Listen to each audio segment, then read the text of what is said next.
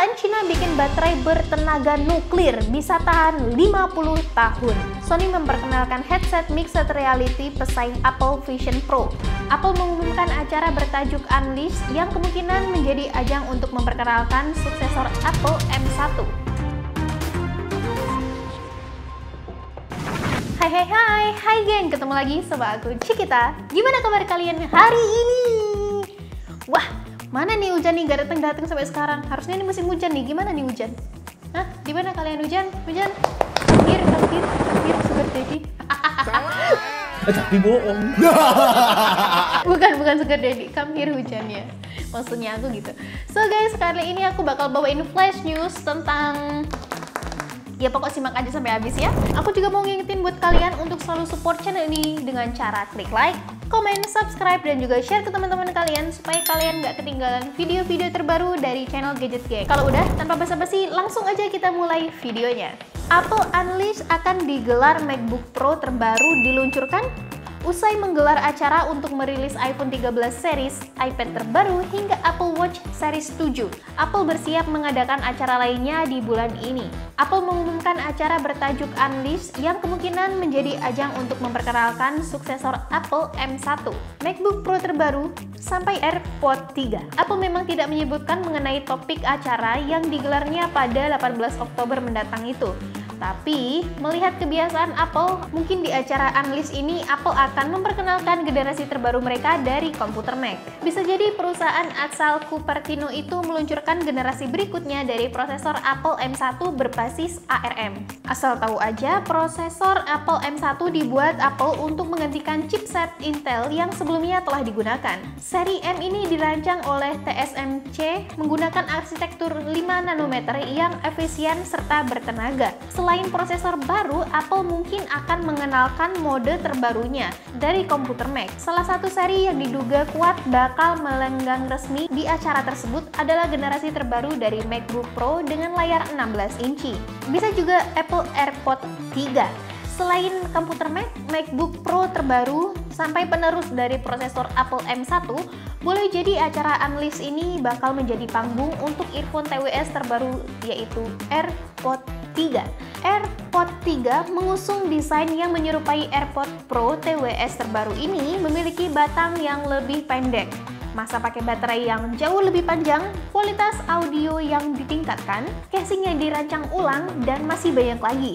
Akan tetapi, jangan harap AirPods 3 dibekali dengan fitur noise cancellation. Pasalnya, Apple tetap menjadikan AirPods Pro sebagai pilihan utama bagi konsumen yang menginginkan kualitas audio terbaiknya. Well.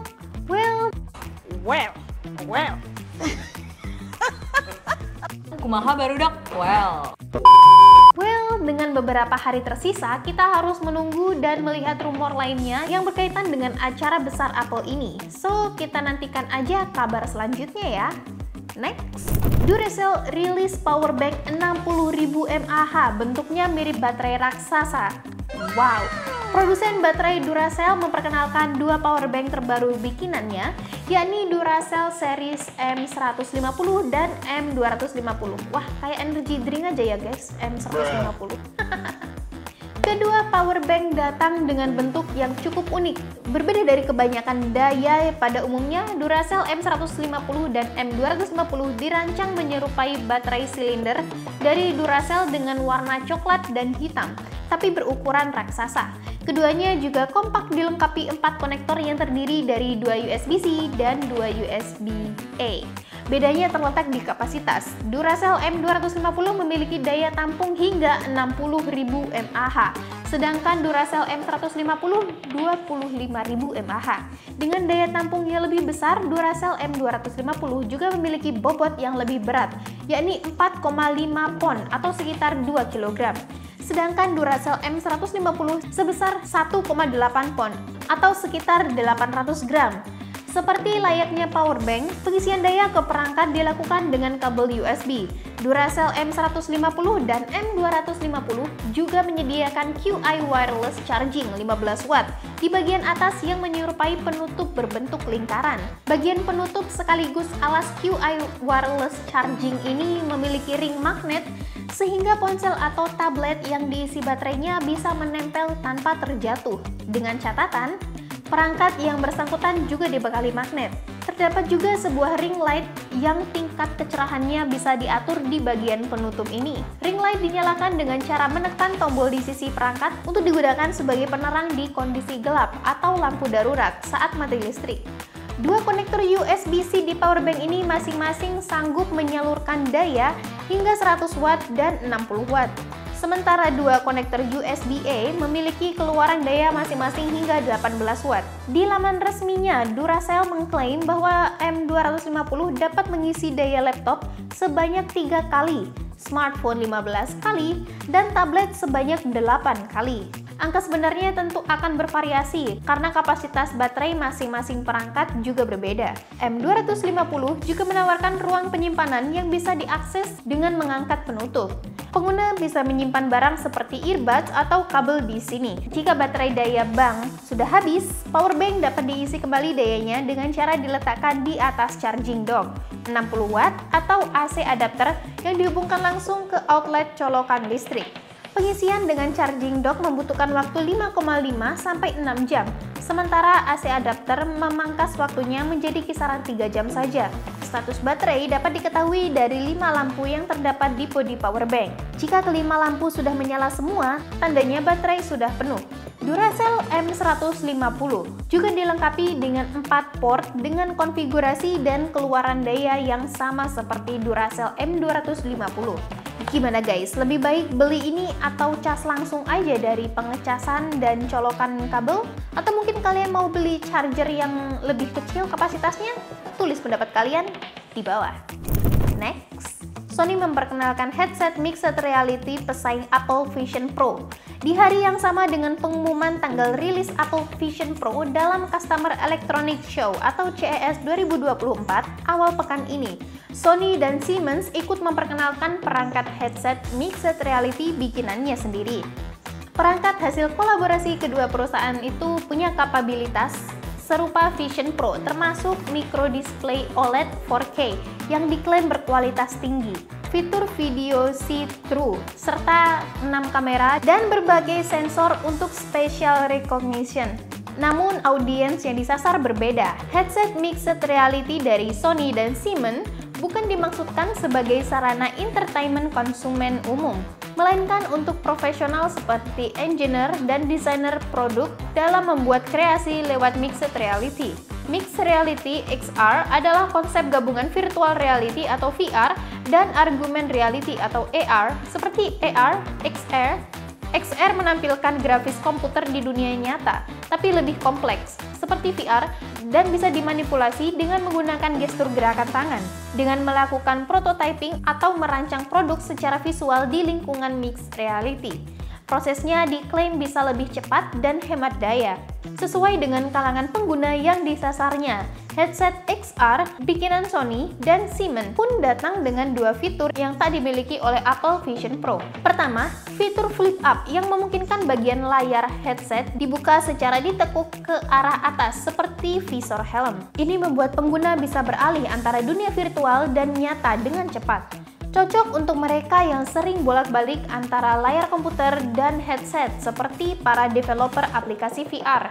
Kedua, ada sepasang controller yang masing-masing berbentuk cincin dan pointer yang membantu pengguna berinteraksi dengan objek-objek virtual di lingkungan mixed reality serta memanipulasinya dengan presisi. Untuk sekarang, headset mixed reality dari Sony dan Siemens masih belum dinamai ataupun ditetapkan bandrol harganya. Namun, kedua perusahaan berencana merilis pada tahun 2024. Next, perusahaan Cina bikin baterai bertenaga nuklir bisa tahan 50 tahun. Daya baterai biasanya akan habis terpakai dalam waktu relatif singkat dan mesti diisi ulang atau diganti. Beda halnya dengan baterai nuklir bikinan Betavolt ini. Baterai bernama BV100 itu bisa bertahan dalam jangka waktu sangat lama, mencapai 50 tahun tanpa perlu maintenance atau pengisian ulang karena mampu menghasilkan energi sendiri. Betavolt BV100 menempatkan isotop nikel 63 dalam modul yang berukuran lebih kecil dari sekeping uang logam. Energi yang dihasilkan dari peluruhan isotop dikonversi menjadi listrik. Betavolt mengklaim bahwa baterai bikinannya merupakan produk pertama di dunia yang berhasil meminiaturisasi energi atom. Baterai tersebut kini sudah memasuki tahap pilot testing sebelum diproduksi massal untuk konsumen. Betavolt mengatakan bahwa baterai tenaga atomnya dapat memenuhi kebutuhan energi yang tahan lama di berbagai skenario, seperti kedirgantaraan peralatan AI, peralatan medis, mikroprosesor, sensor tingkat advance drone kecil, dan mikrorobot, ujar Betavolt. BW100 dibuat dengan cara menyelipkan lembaran nikel 63 setebal 2 mikron di antara dua lembaran single kristal diamond semikonduktor setebal 10 mikron yang bertindak sebagai konverter. Dengan konstruksi berlapis itu, BW100 disebut bisa beroperasi dengan stabil di lingkungan dengan suhu antara minus 60 hingga 120 derajat Celcius, sekaligus tidak akan terbakar atau meledak. Amerika dan Uni Soviet sebenarnya pernah membuat baterai bertenaga nuklir pada dekade 1960-an, tapi bentuknya besar, berat, mahal, dan juga berbahaya, antara lain karena menggunakan material radioaktif plutonium sebagai sumber energi. Sebaliknya, baterai nuklir bikinan Betavolt diklaim aman untuk konsumen dan tidak akan memancarkan radiasi, bahkan jika ditusuk atau ditembak dengan senjata api. Karena ukurannya yang mungil, BW100 bisa dipasang dalam jumlah banyak untuk menghasilkan energi lebih besar. Untuk sekarang, baterai BW100 bikinan Betavolt hanya memiliki keluaran daya yang relatif kecil, yakni 100 mikrowatt dengan voltage 3 volt. Ke depan, Betavolt berencana membuat baterai nuklir dengan keluaran daya lebih besar, mencapai 1 watt pada 2025. Perusahaan itu pun berandai-andai bakal membuat baterai nuklir untuk dipakai di smartphone yang tidak perlu dicas dan drone yang bisa terbang terus-menerus. So guys, itu dia video flash news kita hari ini. Topik mana yang menurut kalian sangat menarik? Tulis semuanya di kolom komentar ya. Dan aku ingetin juga ke kalian untuk selalu support channel ini dengan cara klik like, komen, subscribe, dan juga share ke teman-teman kalian supaya kalian gak ketinggalan video-video terbaru dari channel Gadget Gang. So guys, ini saatnya aku Cikita pamit undur diri and I'll see you next week. Bye guys! Mwah.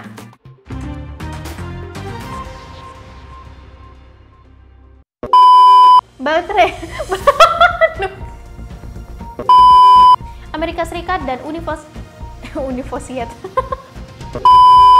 pernah membuat baterai berkapasitas nuklir